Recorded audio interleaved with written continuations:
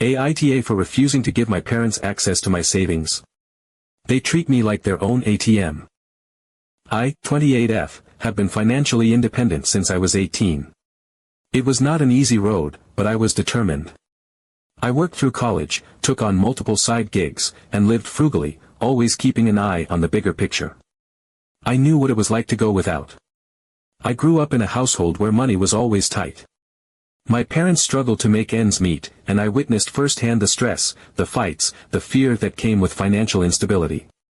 I promised myself that I would never let money control my life the way it controlled theirs. So, I worked hard. While my peers went out for drinks, I stayed home and budgeted. While others booked vacations, I picked up extra shifts. I educated myself on finances, investments, and long-term security because I refused to repeat the cycle I grew up in. Over the years, I built a comfortable savings. Nothing extravagant, but enough to give me peace of mind. Enough to ensure that if an emergency arose, would not be left scrambling. I never flaunted my financial stability. I never spoke about it. I lived simply. I drove an older car, rented a modest apartment, and never spent on anything unnecessary. But then, my younger sister let it slip. It was not intentional, just a casual remark during a family gathering, a passing comment about how I had been smart with money and had managed to save a good amount. And that was all it took. The moment my parents heard, it was as if a switch had flipped. Suddenly, their attitude towards me changed. The usual small talk was replaced with pointed comments about how families should always support each other, about how they had sacrificed so much to raise me. At first, it was subtle, just nudges in conversation. My mother would sigh dramatically, mentioning how hard it was to keep up with bills. My father would make offhand remarks about how lucky I was to have no real financial burdens. My sister, who had always been closer to them, began hinting that I should give back, because I was in a position to do so. Then, the requests came. They started with vague statements about struggling with debt and their mortgage. They spoke about how difficult it was to keep up, how unexpected expenses kept piling up. And then, finally, they asked outright. My mother, her voice thick with emotion, said, "If you have enough to save, then you have enough to help." My father chimed in, adding that families should always take care of each other, that it was my responsibility as their daughter. They asked me to pay off their debts, to help with their mortgage, to ease their financial burden. I told them no. I explained that I had worked incredibly hard to build my savings, that I had sacrificed so much to reach this level of stability. I told them that I was not in a position to just give away large amounts of money, that my savings were for my future, for emergencies, for security. I reminded them that they had always struggled with money, not because they lacked income, but because they made bad financial choices. They had taken out loans they could not afford, co-signed for relatives who never paid them back, spent money on luxuries even when they could not cover the basics. I told them that giving them money would not fix their situation, it would just delay the inevitable and make them dependent on me. They did not take it well. My mother burst into tears. She called me heartless, said she never thought her own daughter would turn her back on family. My father got angry. He accused me of being selfish, of valuing money over blood. He said that if I had enough to save, then I had more than enough to share. They even tried to compromise, suggesting that if I did not want to give them the money, I could at least loan it to them. But when I asked how they planned to pay it back, they had no answer. Because, of course, they had no intention of paying it back. When I still refused, things escalated. They stopped asking and started demanding. They called me selfish, ungrateful, a bad daughter. They reminded me of everything they had done for me growing up, as if providing for a child was not the bare minimum of parenthood. My sister took their side, telling me I was being cruel, that I had more than enough and should help the people who raised me. She said that if the roles were reversed, they would do anything for me. But I knew that was not true. Because they never had. And then, the extended family got involved. Somehow, my parents managed to turn the narrative into one where I was hoarding wealth while they struggled. Aunts, uncles, cousins, people who had no idea what I had sacrificed to get here, started reaching out, guilt-tripping me, shaming me, telling me that family always helps family. But not one of them offered to pitch in. Not one of them suggested a solution that involved more than just me giving away my hard-earned money. I felt trapped.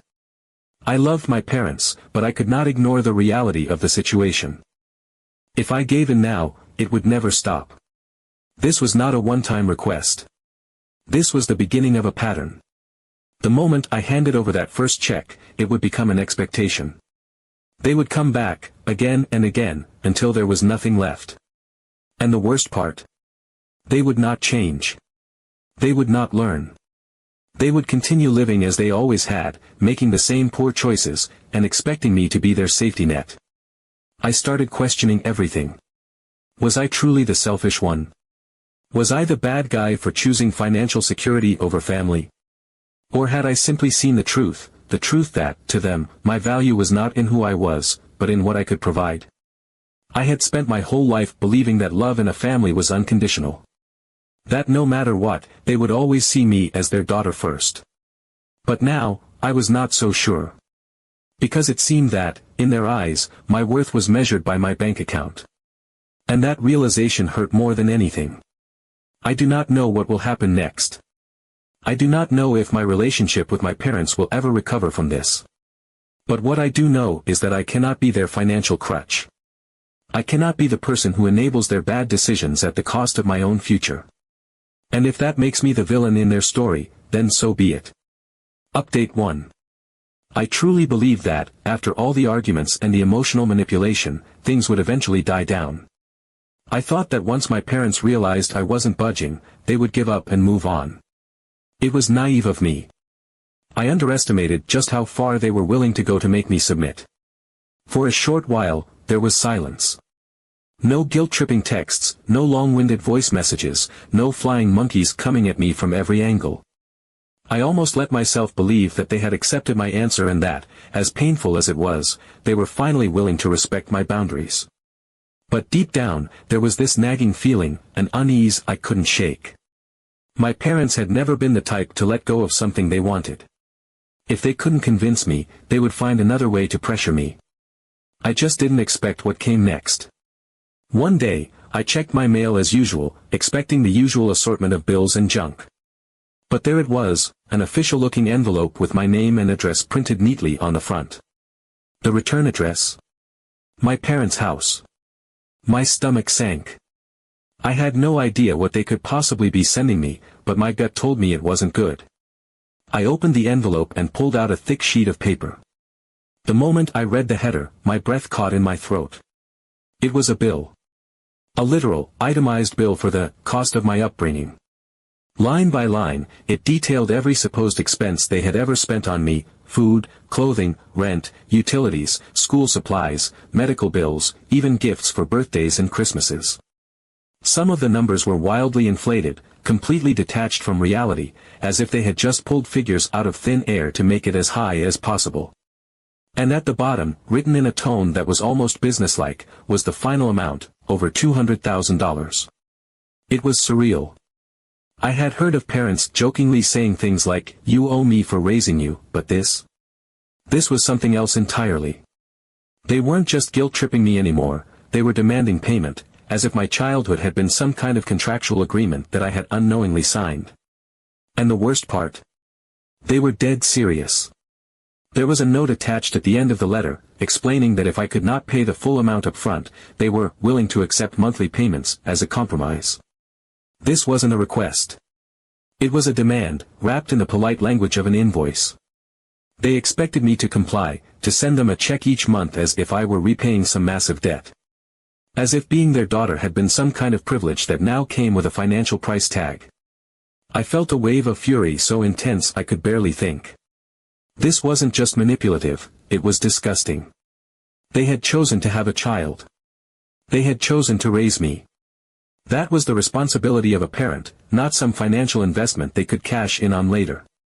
I had worked tirelessly to build a life for myself, to escape the instability that had defined my childhood, and now they were trying to drag me back into it. I wasn't going to let them. Without hesitation, I snapped a photo of the letter and posted it on social media. I didn't even add a long explanation, just a simple caption: "Is this normal behavior for parents?" Within minutes, the responses started pouring in. People were horrified. Strangers, friends, acquaintances, they all chimed in, condemning my parents' actions, calling them out for their entitlement and manipulation. Some shared their own experiences of financial abuse, of parents who saw their children as retirement plans rather than family. The support was overwhelming. But my parents? They were livid. They called me repeatedly, but I refused to answer. Then the messages started coming in, long-winded rants about how I had humiliated them in front of the entire world, about how I had twisted the story to make them look like villains. They doubled down, saying I owed them everything, that a real daughter would have given them the money without question. They said I should be ashamed for airing private family matters in public.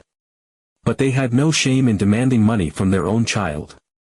I told them, in the clearest terms possible, that I didn't owe them a single cent. That my childhood wasn't a debt to be repaid. That no loving parent would ever try to charge their own child for existing. And then, before they could spew more poison, I blocked their numbers. I thought that would be the end of it. I was wrong. Cutting off contact with my parents sent the rest of the family into a frenzy. My sister, who had been my parents' staunchest defender throughout this whole ordeal, lost it. She accused me of being heartless, of abandoning the people who had given me life. She said I had turned my back on family over a little bit of money, completely ignoring the fact that this wasn't just about money, it was about control, manipulation, and years of toxicity coming to a head. Relatives started reaching out, some trying to mediate, others outright taking my parents' side. They said I should just pay something to keep the peace, that I was being too rigid, that it wasn't worth tearing the family apart. But I refused. Giving in would only reinforce the idea that they could dictate my life, that their actions had no consequences. The guilt trips kept coming, the messages piling up, but I held my ground. And that's when my sister delivered the final blow. She told me, in no uncertain terms, that I had officially destroyed our relationship. Update 2. After the complete failure of the absurd child support bill, I assumed my parents might finally give up. That was wishful thinking. If there was one thing I had learned over the years, it was that my parents were nothing if not persistent when they wanted something. They had tried the direct approach, demanding, guilt-tripping, publicly shaming me, and it had backfired spectacularly. So now, they decided to play a different game. A more insidious, calculated one. They would not come at me directly anymore. No, this time they would use someone they knew I still had some attachment to. My sister. At first, I didn't suspect anything. She started reaching out through casual messages, seemingly harmless, just small talk. She asked how I was doing, how work was going, if I was okay.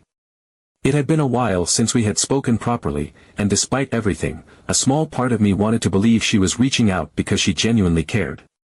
I was wary, of course, but I answered her messages. I told myself that perhaps she wanted to smooth things over, that maybe she had realized how toxic this whole situation had become. That illusion did not last long. It started subtly. She mentioned how worried she was about our parents, how stressed they had been lately. Then she escalated, saying they had even discussed selling the house because they were drowning in debt. She framed it like a desperate, last resort scenario, something that would destroy the family. It was all carefully worded, a mix of concern and emotional blackmail. She wanted me to feel guilty, to feel like I was the one holding the power to save them, to prevent this so-called catastrophe from happening. Then she slipped in the real reason she had reached out, she begged me to help, even just a little. She said that if she had the money, she would help without hesitation, as if that made me a heartless monster for not doing the same. I had heard this script before. It was the same manipulative rhetoric my parents had used countless times, now coming from my sister's mouth. The words were different, but the strategy was the same: create urgency, play on emotions, frame their financial recklessness as a collective family problem instead of their own doing. I did not take the bait. I told her, in no uncertain terms, that it was not my responsibility. That I could not and would not finance their bad decisions. That was the moment the mask dropped. She snapped. The warmth in her messages evaporated, replaced by raw anger. She accused me of being heartless, selfish, just as our parents had said. She ranted about how everyone was right about me, how I only cared about myself. She called me greedy, accused me of abandoning family, of watching them struggle while I sat comfortably on my savings. It was an outburst that would have made our parents proud. And then, just as suddenly as the attack started, she switched tactics. She made her voice softer, her words more calculated. She said, "Okay, if you don't want to give me the money directly, just lend it to me. I promise I'll pay it back." That was when everything truly clicked. She was not just taking their word for it, she was playing the game herself. This was not about concern, about family, or about wanting to make peace. This was about money. And she was willing to do whatever it took to get it from me. I asked her, flat out, how she planned to pay me back when she herself had no financial stability. Silence. She had no answer.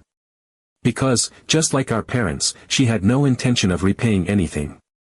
She just wanted access to my savings, by any means necessary. That was when I knew that my sister, the one person I had still held on to some shred of hope for, was just another extension of them. I had wanted to believe she was different, but the reality was staring me in the face. She had learned from the best. My parents had always been masters of manipulation, and now I saw that she had been watching, absorbing their tactics, perfecting them. She had learned their style, their patterns, their emotional leverage points. She knew exactly how to push my buttons, how to frame herself as the victim while making me look like the villain. When I did not give in, she escalated. If she couldn't get through to me directly, she would go through others. The messages started popping up from relatives, childhood friends, even acquaintances I had not spoken to in years. She had gone on a full-blown smear campaign, spinning the story in a way that made me look like the cold, ungrateful daughter who had abandoned her suffering family. She even contacted my ex-boyfriend, someone I had cut ties with long ago. To this day, I have no idea how she got his number, but that was how determined she was to ruin my reputation. The messages followed the same pattern. How could I be so cruel? Didn't I care about my parents? Didn't I see that they were at risk of losing everything? Some people were outright aggressive, telling me I should be ashamed of myself, that I was disgusting for refusing to help my own blood. Others were more subtle, trying to guilt-trip me into reconsidering, saying that family is supposed to help family. But none of them acknowledged the real issue, that my parents had created this financial mess, and they expected me to clean it up. It became exhausting. Every time I thought it was over, another message would pop up, another person trying to drag me back into the drama. I could not escape it. My own family had turned me into a villain in their narrative, simply because I refused to sacrifice my own stability for their reckless spending. And my sister, the person who once stood beside me through childhood struggles, had become their most effective weapon. I reached a breaking point. I realized that no amount of reasoning, no amount of explaining, would ever change their perception. They had decided that I was the bad guy, and they would stick to that version of events, no matter what I said. I was done.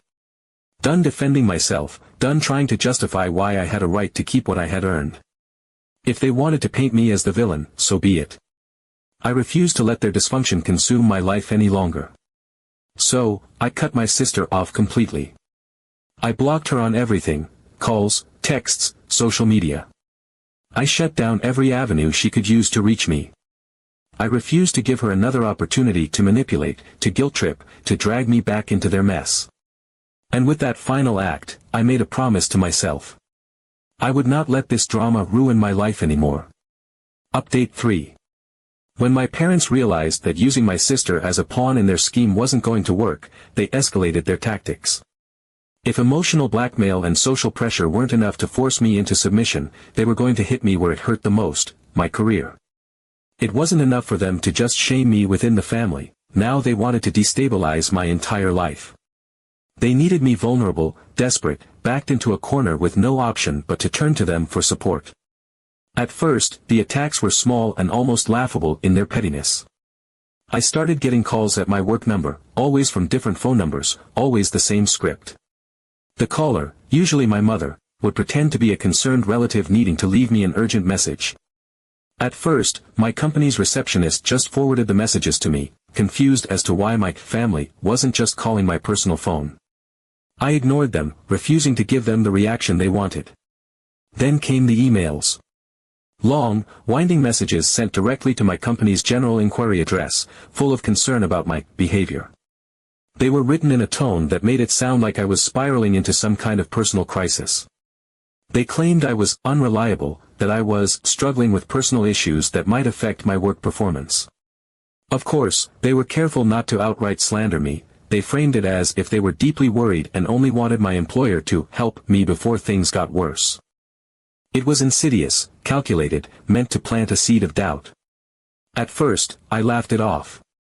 My boss knew me well. I had been with the company for 5 years, had built a solid reputation, and never once had any issues. But I underestimated just how far they were willing to take this. They weren't just trying to rattle me anymore. They were trying to get me fired. The final blow came when my manager called me into his office. He looked uncomfortable, almost apologetic, as he handed me a printed email. It was an anonymous complaint, but it didn't take a genius to figure out who had sent it. The email claimed that I was using company resources for personal financial fraud, and that my relatives had evidence to prove it. It was carefully worded, full of vague but damning accusations. It suggested that my employer should look into my activities before it became a liability, and even hinted at potential legal consequences if they failed to act. I sat there, staring at the paper, my heart pounding. This wasn't just family drama anymore. They were actively trying to ruin me. My boss, thankfully, wasn't an idiot. He knew me. He knew my work ethic, my professionalism, and how seriously I took my job. He told me he didn't believe a word of it, but he also warned me, rumors, even unfounded ones, could be dangerous. My reputation wasn't just about my work, it was about perception. And if enough people started whispering about these accusations, it could have real consequences. That was my breaking point. This wasn't a game anymore. It wasn't just about money or family disputes. This was an attack on my livelihood, my future, everything I had worked for. And I was done playing defense. I took action immediately. I filed a formal complaint of harassment, documenting every call, every email, every attempt they had made to interfere with my life. I reached out to a lawyer, explained the situation in detail, and told them that if this continued, I would pursue legal action for defamation and harassment. The fact that they had tried to sabotage my career gave me solid legal standing. I had written proof that they were attempting to harm my professional reputation. I also made the decision to tell my management everything. No more pretending this was just a private family dispute. I laid it all out, the manipulation, the financial extortion, the harassment, and now the blatant attempt to get me fired. If my parents wanted to drag my name through the mud, I was going to expose the truth. And then, I did something they never expected. I confronted them, not emotionally, not through pleading or anger, but legally. I had my lawyer send them a formal notice stating that if they continued their harassment, they would face legal consequences. It wasn't a bluff. I had every email, every call log, every piece of evidence lined up and ready. I was prepared to take them to court if they dared to push me any further. That was when they finally backed down. Not because they were ashamed. Not because they realized how monstrous their behavior had been. No, they backed down because they saw that they had lost. Their tactics weren't working. Their attempts to control me had failed. I wasn't scared of them anymore, and now, they were the ones facing real consequences. The silence that followed was deafening. No more calls. No more emails. No more flying monkeys coming at me with guilt and shame. It was as if they had simply decided I no longer existed. And that was fine by me. For the first time in my life, I felt free. There was a time when I would have mourned the loss of my family, when I would have agonized over how things had come to this. But now, I saw things clearly. My parents never saw me as their daughter. They saw me as a resource, a financial safety net, a tool to be used when it suited them. And when I stopped playing that role, they had no use for me. That wasn't love. That was control. My life has become so much calmer without their manipulation looming over me. I no longer wake up to guilt-laden messages, no longer have to brace myself for the next wave of emotional blackmail. The weight they had placed on my shoulders for so many years has finally lifted, and I am standing taller because of it. If they see me as nothing more than an ATM, then I owe them nothing. They destroyed this relationship themselves. And that's their problem, not mine.